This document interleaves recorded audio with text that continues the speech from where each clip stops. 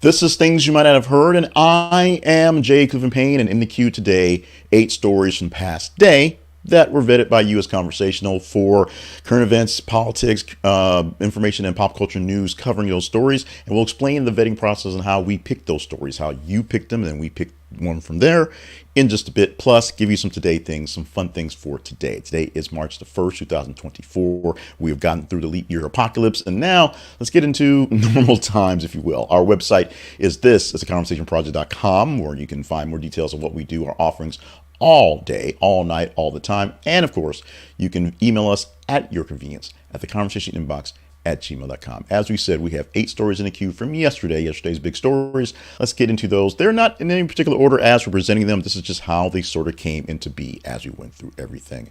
So let's get into the everythings, starting with the number one story for this morning. Number one story headline that we have is Caitlin Clark. She has broken Lynette Woodard's forgotten scoring record, and she's 18 points away from Pete Maravich.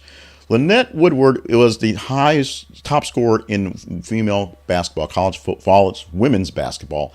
And because of just the sensation that Caitlin Clark is, she found a way to battle out and basically overtake that. Now, various things have changed in the times to make it a little easier to score, but still, all amount of points scored she scored were amazing. Now, she, being Caitlin Clark, is up for the big one that's taken on Pete Maravich's record, which he set back in the 70s, back when there was no three-point line, and he only played for 3 years at LSU. So with that, the amazing amount of points that he scored was just so phenomenal, and of course he left a year early. Caitlin Clark can do this with just 18 points, and she can do it this Sunday. The problem is Iowa is number 6 in the nation, and a team that could actually lock her down is Ohio State. They're number 2 in the nation. That's what they play on Sunday. So she can lock this thing down on Sunday with just 18 points. We'll see what happens and if the competition will rise to stop her, because now they have 2 things to fight. 1, keep their rankings, that's Ohio State, and 2, hold back Caitlin Clark, which no one's been able to do all season. Let's get to the story at number 2 spot today. Family Dollar stores agreed to pay $41.6 million for rodent-infested warehouse in Arkansas. This was a big Arkansas story, since I'm here in Arkansas. This is a big story nationwide. And this is something that had literally all the Family Dollar stores here in the state shut down because, well, we have rodents in the warehouse. They make their way into the shipping containers that you ship around the nation, and they get those shipping containers. You have rodents in the actual stores. We have a store around the corner from the college that I work at. It's kind of a food desert, and it's basically the place where people go to get, basic food stuff, to be honest. And when it shut down for a few weeks, yes, weeks for the cleaning and the clearing, it was a serious issue for all the people who actually lived in the neighborhood. Family Dollar is settling this lawsuit for $41.6 million to basically say they're sorry. That's how these things work. Does it fix anything? Not particularly. And if you are a non-fan of dollar stores, which many people are, dollar stores do come in and do have sort of they have a stigma of basically stifling commerce, especially the whole food desert thing. We bring in a dollar store, even though now they bring more foodstuffs in there, it takes the place of some things like a grocery store or a small little bodega that could actually take care of other things. And they're pretty cheaply run and fairly bad, and the goods are not that great. So Family Dollar is saying their mea culpa by paying $41.6 million. We'll see what happens going forward, whether they get any better, whether the whole situation gets any better. Chances are, not anytime soon. Our third story for this morning. Professional wrestling star Michael Virgil Jones dies at age 61.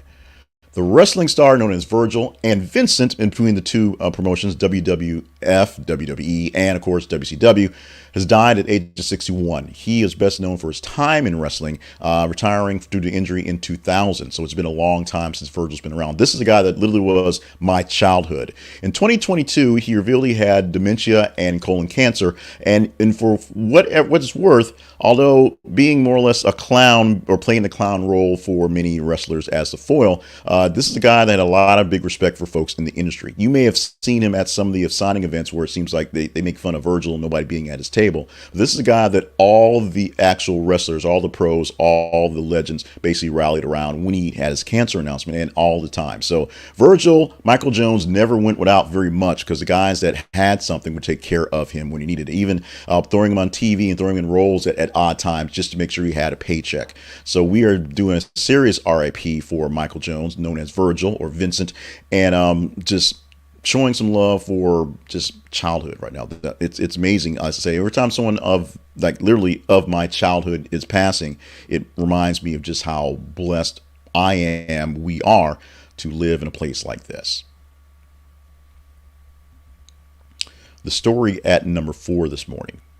Palestinian deaths in Gaza passed 30,000 as witnesses say Israeli forces fire on crowd waiting for food for aid. And this is another place where we should be thrilled, should be proud to be here and not other places. This is literally on the other side of the world. This is what's going on in Gaza. This is going on between, I won't say the Palestinians, essentially some terrorists who are Palestinian descent and the Israelis. And what's happening right now is the influx of just violence in the last couple of months, since October. 30,000 people have died in this issue. 30,000 people, the Palestinians say, and because of just whatever happened yesterday, which still is not really explained. Essentially, Israeli forces fired in on a group of people who were standing in line trying to get aid because of what was going on, while Israel is sort of holding back on aid. This is a story that's not getting any better. This is a story that has no actual real moral winner. This is a both sides thing, unfortunately, where both sides have issues and both sides need to come up to something. And this is something that literally is a biblical issue. So it's been going on for thousands of years in an underlying sense that the current population of the people really needs some sort of resolution now. But the current people in charge apparently have those 1,000-year grudges still going on. This is something that needs to be taken care of soon. Cowboys owner Jerry Jones ordered to take a DNA test in paternity case. Jerry Jones. Let's talk about Jerry for a second. The Texas judge recently upheld a ruling that Dallas Cowboys owner Jerry Jones must undergo a paternity test to determine if he is the biological daughter of 27-year-old Alexandra Davis.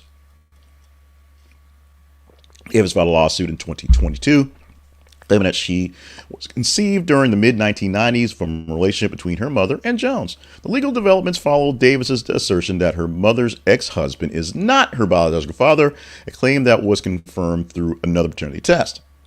The case has garnered significant attention, spotlighting the personal lives of one of NFL's most prominent figures, a guy named Jerry Jones. Jerry Jones is rich. Jerry Jones is kind of a scumbag, and Jerry Jones is well, he's just Jerry. That's all what he is. But what he may or may not be is the father of this daughter, and how this happened. Well, Jerry Jones is kind of a scumbag, and Jerry Jones is known for kind of stepping out on some folks. We shall see if he's forced to do this paternity test, what the DNA will say, and whether Maury Povich will come out of retirement to say whether Jerry Jones is or is not the actual father. My bet is he will. For this one, he definitely will. WeightWatchers shares tumble as Oprah decides to exit board. Oprah Winfrey has decided to step down from the board of WeightWatchers, a move that significantly impacted the company's stock, which fell about 25%, 24.5% to be exact. Oprah, a media icon, joined the board in 2015, and her departure comes at a challenging time for WeightWatchers as the company struggles to achieve profitability. Her exit and the subsequent effect on the stock market highlights her influential role in the company over the past years. 9 years on the board trying to be, I'm a Weight Watchers girl, doing all this stuff. And now with the way people are going, Weight Watchers and other people trying to help people lose weight are losing the battle for this battle over things, the GLP-1s, the Ozempics, things like that. It's a literal drug, a magic drug that helps you lose weight.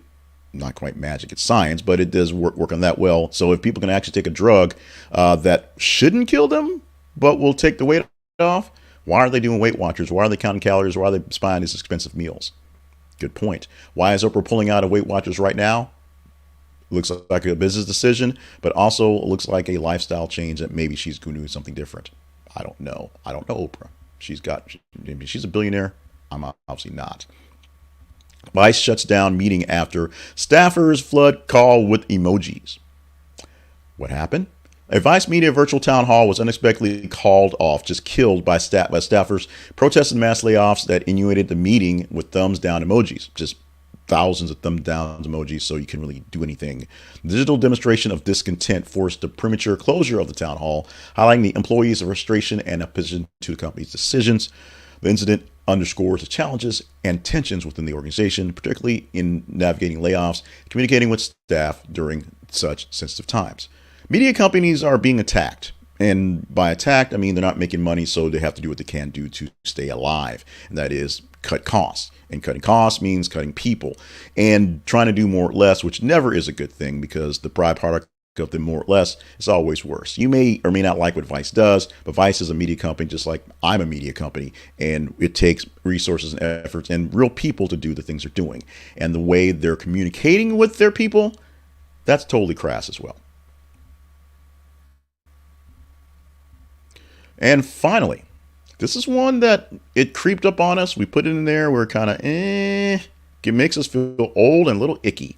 The headline reads, Hilary Duff scores seven-figure summit in battle with feminine hygiene company. Yes, we're talking about Hilary Duff, and we're talking about her in that way. Hilary Duff won a $1.25 million lawsuit against Neutralina. Hopefully I said it right. Really long. Naturalina. A lot of Linas. A female hygiene company. The lawsuit, initiated in 2021, has centered around the company's failure to pay Duff her endorsement fees.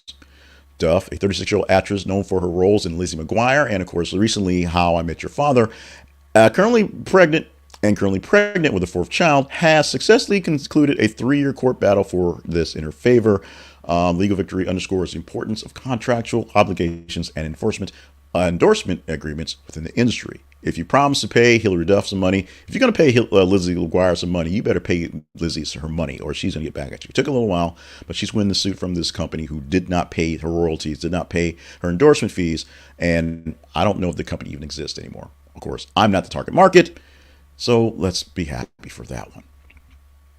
Let's move on to the apologies, errors, and omissions. Number one, apologize for being slow on the buttons. Number two, this story I didn't think was going to make much traction, but it got in there. It snuck in there at the number 15 spot for yesterday. Scientists reveal shocking number of American kids think hot dogs and bacon are plants. Some of the numbers from the survey of 4 to 7-year-olds saw that basically kids thought that bacon and hot dogs came from trees somehow. We are failing our nation. We're failing our children right this one. So check this one out. We'll go deep in this one. This one is an actual study. I thought it was fake. I was hoping I got bamboozled, but this is an actual study that some American kids, 7-year-old kids, think that bacon grows on trees, which I said yesterday is awesome, or would be awesome if this were true. Let's talk about that number 15. Let's talk about our teaser story for today to tell you how that got to be at 15. Why that's a big deal. Now, what we do here at the Conversation Project is we post news stories every 50 minutes on Twitter and Facebook, or X and Facebook if you want to. And every 50 minutes we have a news story for you to engage in so that you can give us what to talk about, literally. So what you do is you go to facebook.com/thisistheconversationproject and twitter.com or x.com/th_conversation and let us know what you think. We post news stories every 50 minutes, as we say, various sources, various links. You may like some, you may not like others, but we want you to engage in the story. Like, love, hate, share. The higher the engagement story you get, better chance we have to talk in the next iteration. I say iteration because today is Friday.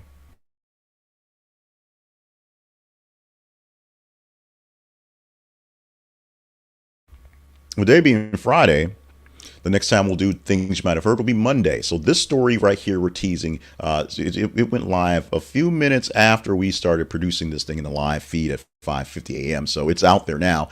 This story has to survive the full weekend and be one of the top 30 stories of the weekend. We get about 30 stories in a day. And so for the rest of the regular week, we take 15 of the top stories of a day. For the weekend, because it's 3 days, we take basically the top 30, basically give each day a chance to get 10 stories in. We'll pick 10 stories from those top 30 to present to you in the Monday edition. All that to say, the headline we're printing right now reads, Sopranos star Drea De Matteo says OnlyFans saved her after vaccine stance on her roles. Now, this was a toss-up today. We were looking for this one, and then we saw the story pop in, and we put in the feeds that's coming in about an hour or so as I'm recording this, about Katie Holmes, who has to go look for work now because her child support from Tom Cruise is done to wrap up. It was a toss-up with this one because OnlyFans gets the clicks, even though Tom Cruise gets clicks. We're going with this one. So if you want to talk about OnlyFans, which I'm sure you want to, and Drea Matteo and her OnlyFans journey, which basically paid her bills after she couldn't get any roles when she was anti-vax, we'll talk about this one. Yesterday's teaser story was that Wisconsin maybe mandating Asian American history in schools. Didn't make the top 16, top 15, top 20, wasn't anywhere close. So we're not talking about it. But when we talk about Drea, Mateo, and OnlyFans, it's up to you. Literally, it is up to you. Let's talk about our spotlight sponsor for this morning, and that happens to be Resume Solution. And this might be the time. As we come out of February, we're in the third month of the year, a brand new time for spring. And maybe the launch of the year, maybe New Year's was not the real launch to you getting started. Maybe you need a couple more months of working at that terrible job to realize that spring is here, new life is coming, and you need new life in your career. Resume Solution may be that new lifeline for you. They will help you rewrite your resume, and they will guarantee you more interviews. Can't guarantee you a job, no one can do that, but they will do that, and also have a free resume review just to get you started. Now, this is an affiliate link, so if you use our link, you help us by we getting a little bit of cutback in commission. Go to this is theconversationproject.com/resume solution. This is theconversationproject.com/resume solution. This may be the year that you get shifted and you need to move on, or you might need to just take a look at your CV and see just how good you are so you can convince your current bosses that you're that good. You can use that for that way, a new job, to reflect on a new position, or just to see how grand you are. Go to this, it's theconversationproject.com/resume solution, and get in on the deal today. Help us out with your helping yourself out in this effort. Conversation Project lives online at this is conversationproject.com. We are out of February, so no longer do we have the very, very long and very, very painful pledge drive going forward. Thank you so much to anybody who joined in the month of February to help us fund our little band of merry men here, get things going. We'll do just the short version of the promo today. Remember, the feeds are on Facebook and Twitter. Facebook.com/thisisconversationproject and Twitter.com, x.com/th_conversation. Go there to follow our feeds and tell us those stories to talk about. Engage in the stories we post every 50 minutes or so, and we know what to talk about from there. Our website, of course, this is conversationproject.com, and an email address, theconversationinbox@gmail.com, where you can email us anytime you want to. If you deem us worthy of good stuff, you can still help us out. We don't only just ask for money in February. We ask for it pretty much every single day. But we ask you to stop by our partnerships page and see if the ways there we have for you to partner up is going to work for you. We thank you in advance for all the goodness you want to give us. The most important thing you can do is the free stuff. Email us and follow the feed so we know what to talk about, because otherwise this becomes a very boring show, and shows, if you will, as we talk about the weekend shows. This weekend is Friday, so of course we're preparing for the weekly wrap up, which is top 10 stories for your peer engagement numbers. Now, you'll find that the top 10 stories we'll give you for peer engagement may be different from what you talk about in the daytimes, because we don't talk about all the murders and all the killings as much. Although the murders and the killings as much seem to take up a lot of stuff. We do get all OnlyFans in there, so that happens as well. So you'll see what top 10 stories you said were really pretty engaging coming tomorrow's podcast. From that, we'll pick one of those stories, expand on it, and give you the story of the week. So that's coming up tomorrow. A little bit more on that on the way out. But first, before we get out of here, the thing that you were waiting for, the fun stuff for the first day of March. And fun stuff happens every single day and begins with birthdays. Ooh, the fun stuff slide did not get updated. So let me tell you what the fun stuff actually is for March the 1st. I changed the date, but did not change the actual details. On this day, we're celebrating another day of feeling like you're a bit older, as milestone birthdays for both Mark Paul Gosselaar, Zach Morris, and now a weird serial killer locked in the basement for his new show. He also played the the governor of California in the Saved by the Bell reboot. 50 years old on the day. Mark Gosselaar is now halfway to 100. By the way, Justin Bieber, the Biebs, is 30. So if those two don't make you feel ancient, here's one that won't, because you kind of go along this one. Don Lemon, 56 years old on the day. Don Lemon back in the news with his new show, The Don Lemon Show, I think it's being called on Twitter. So all these folks are sort of in the newsy. But the real things that really make you feel kind of oldsy are Mark Paul Gosselaar turning 50 and Justin Bieber turning 30. Our history lesson goes to President John F. Kennedy, where he established a Peace Corps on this day in 1961. And today is Wedding Planning Day. Now, you can plan your wedding any day you want to, but essentially March the 1st is the opening of spring. So this is the time of the season for a lot of people doing wedding plannings, a lot of wedding fairs. We have a really big one here in Little Rock, where the convention center is taken over by venues and by caterers and by florists and by DJs and things like that on what to do for your wedding planning for the spring, as people are starting now. Essentially, for people with big, large, huge weddings, need the time to plan for it. March 1st, spring is essentially the time to get started. So today, it's National Wedding Planning Day. So if you're planning a wedding, get started. If you're not planning a wedding, it's March the 1st. There you go. Today is March the 1st, 2024, Friday, as it will. This has been things you might have heard for this day, and we thank you so much for being with us on this day. Thank you for playing along with us, what's going on. We had a really interesting week this week, with one day where we could not actually get to a camera, could not get to any work. So I'm glad that you guys asked about me, because it has been a thing, and things going on around the world, including at this, as I'm speaking right now, live speaking right now, the funeral for Alexei Navalny, which oddly enough, while there was a live stream and reporters covering outside, the Kremlin has basically jammed all signals, so we don't know what's going on in there, and they're surrounding the place by police.